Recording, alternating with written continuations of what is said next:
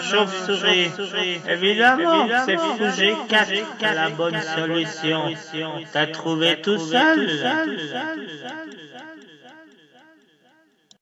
En effet, la raison de la vieille sorcière, fou G4 c'est le bon coup. À noter que les noirs ont une qualité en moins. Un fou cavalier contre 2 tours. Mais tactiquement, ils ont une immense attaque. Fou G4. Les blancs ne peuvent pas bien prendre le fou avec le pion, sinon ils perdent la dame. Et même s'ils récupèrent le cavalier, après disons tour C8, c'est archi gagné. Donc, sur fou G4 qui menace mat assez rapidement, les blancs doivent prendre en G4, on donne échec en F1, tour G1 obligatoire, on profite du clouage de la tour pour jouer cavalier G3 échec, qui dévie le pion H2, obligé, et dame H3 mat. Et j'espère que t'as trouvé toute la suite et pas seulement fou G4. Sinon, je te transforme en crapaud.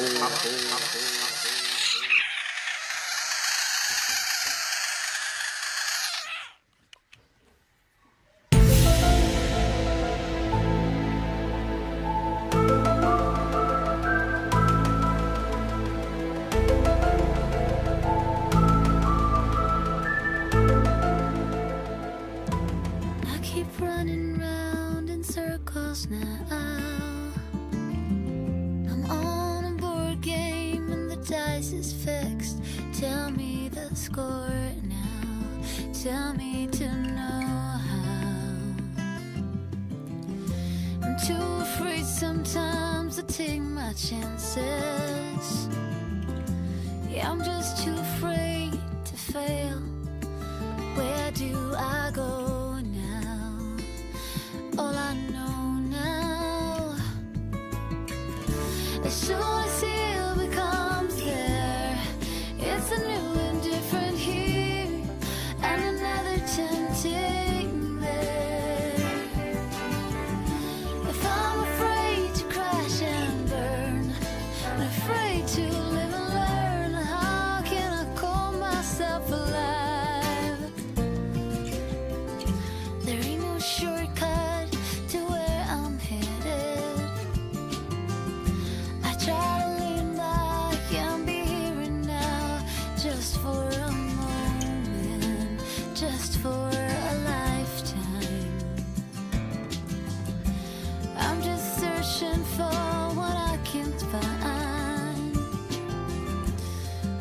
illusion breaks today.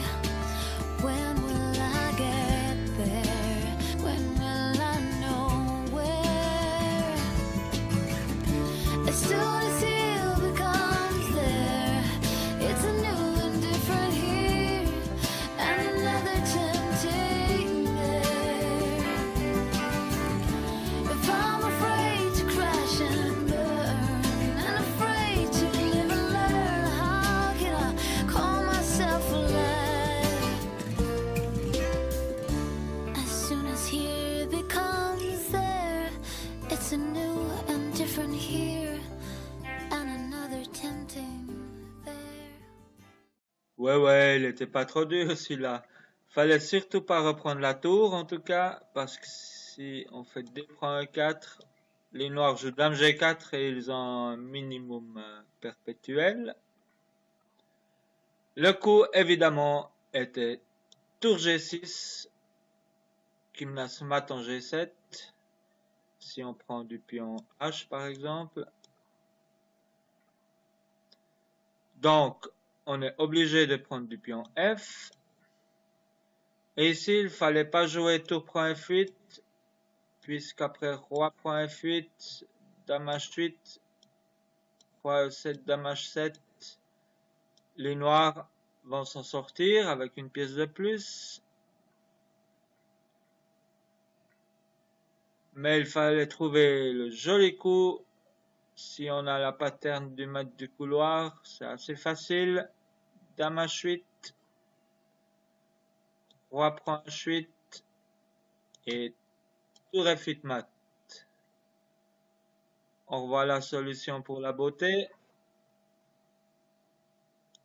Tour G6. FG6.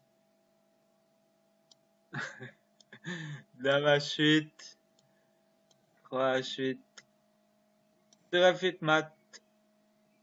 How can I call myself alive?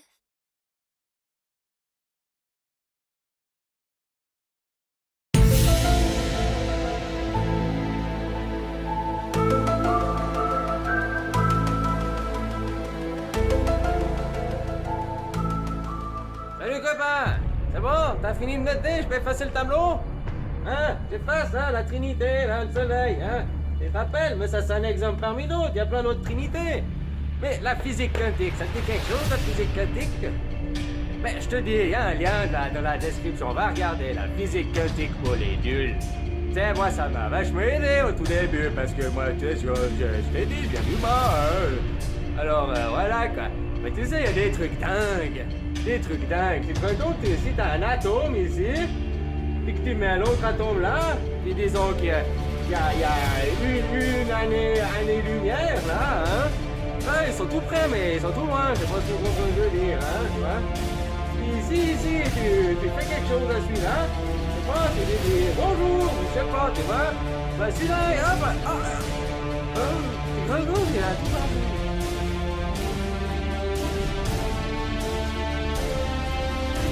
Donc là, vous avez une lune qui correspond, vous voyez, une distance qui a l'air de correspondre aux distances que l'on vient de voir entre la Terre et la Lune. Vous vous souvenez, avec le petit schéma, avec les petits points que vous avez fait, on avait la Terre qui était à peu près là, puis la Lune qui était là, voilà, puis le Soleil qui était là.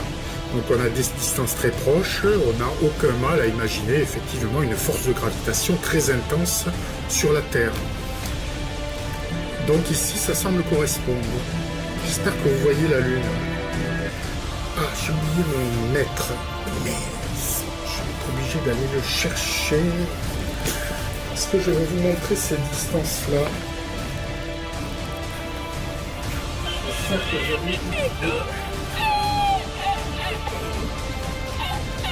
vous montrer quelles sont les distances pour faire un exposé quand même, soit le plus complet possible.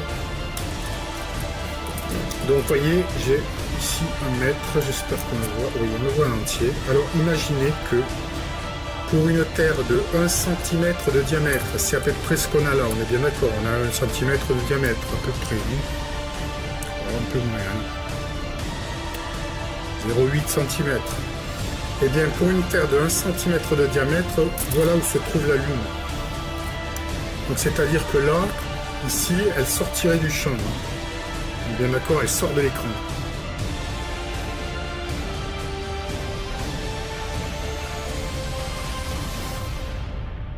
La fourmi bleue. Quand chaque jour se vit comme un sursis de plus, qu'il n'y a plus de rêve, ni d'avant, ni d'après, quand l'effroyable est là jusqu'à ôter leur sens au moindre mot d'espoir et au moindre regret, quand l'instant règne en maître et reprend tous ses droits, d'où me vient cette force que je sens croître en moi et me tenir debout, vaillante au champ de ruines, terrassant le dragon en attendant mon heure. Qu'importe le danger, sa croix de solitude, je sais depuis toujours que je suis celle-là. Je suis la fourmi bleue, celle qui part au combat et qui voit se lever toute la laideur du monde. Banni sur mon rocher, sans une âme à la ronde, je redeviens David qui affronte Goliath. Je suis le pot de terre, j'ai préparé ma fronde, d'une pierre en plein front, je vais le mettre mat. Vois tous ceux qui se lèvent et prononcent mon nom, ceux qui ont tant subi et qui ne sont plus là. Ma solitude est pleine, ils sont mes compagnons, ce sont eux qui me tiennent et dirigent mon bras. Bal des masques hideux, dans un décor trompeur, je vois le mal en face, mais au diable la peur.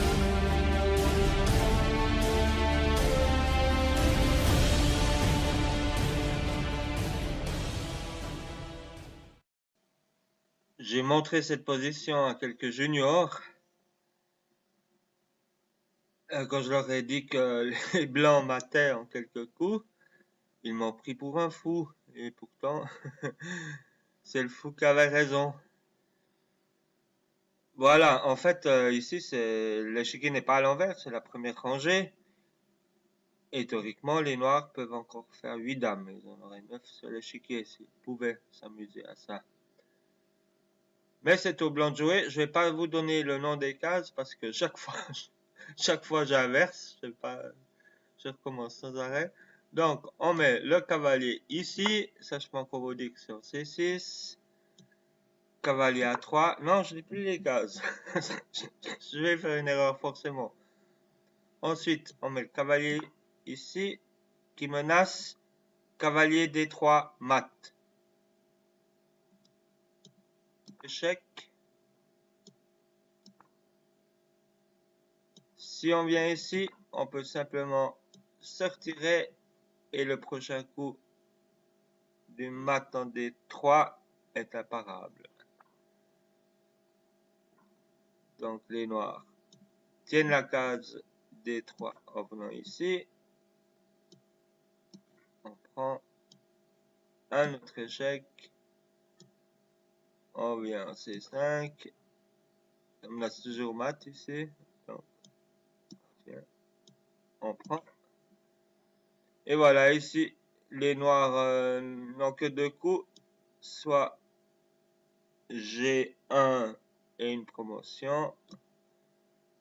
Ou soit ici, B1, on fait une dame.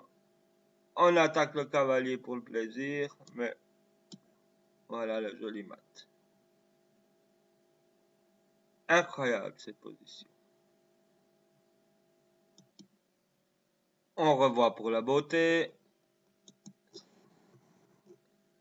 Ce cavalier là-bas en A7, il mate ce roi, il n'y a rien à faire, c'est incroyable. Hop là.